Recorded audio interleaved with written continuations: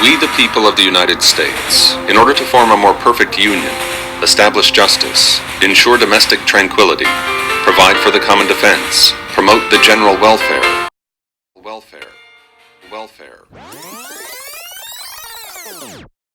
will pay a stranger almost $900 a month in California to care for a kid, but we won't give a mom more than a couple $100 of cash aid to get food and clothing for her kids? Like, how does that keep families together? How is that promoting the general welfare? The Constitution, written in 1778, is the fundamental framework for America's government and its laws.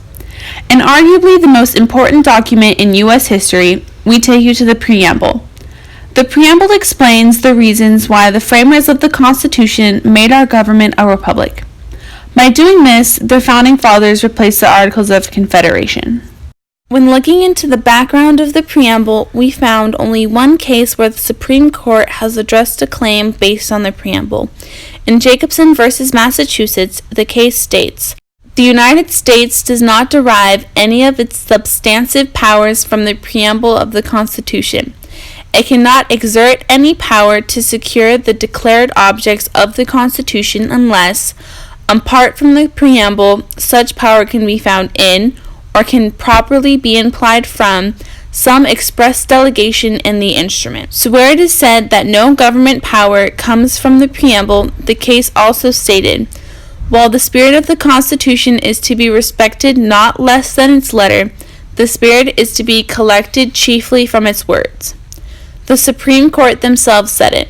The spirit of the Constitution is no less important than the words. While promoting the general welfare may just be words and not a power given to the government, it is still to be understood and executed. The preamble states the purpose of everything written in the Constitution, and it says, "We the people promote the general welfare." This is not an easy task, but how better to promote the general welfare of our country than to look after the youngest generations? On any given day, there are nearly 428,000 children in foster care in the United States. That's 428,000 children that need care they can't get without the help of the government. Now the question is, how good of a job does the government do to promote the general welfare of these children? In 2015, for those children who did enter foster care, 55% of cases had a goal of being reunited with their parents or primary caretakers. 51% of children who left the foster care in 2015 were reunited with their parents or primary caretaker. 45% of children that left foster care in 2015 were in care for less than 1 year. It's also important to remember that those are still in need of permanent homes. There are more than 100,000 children that are waiting for an adoptive family in foster care, and on average, they wait nearly 3 years to be adopted. Every child deserves to grow up in a loving family and a safe and open-hearted home. The right people, we're licensing the right people who are going to really help kids and really put the children's needs first. But what happens to the unfortunate children that have to stay in care? There are disheartening statistics such as over 28% of children in New York alone are abused while in the system. 75% of foster care students are below grade level. On average, foster youth loses about 4 to 6 months of educational progress. Only 15% of foster youth graduate with a high school diploma. 52% of all foster kids are prescribed psychiatric drugs, and children who go through the foster care system are twice as more likely to get PTSD than war veterans. Each year, approximately 20,000 youth will age out of the foster care system when they turn 18.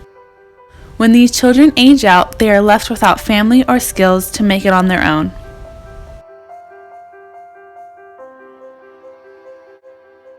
I turned 18 and I had 7 days to move out of foster care.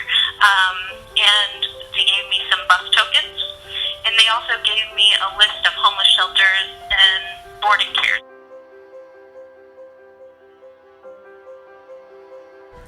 By 25, only 3% of youth who aged out of foster care had earned a 4-year college degree, while 36% of youth in the general population had done so.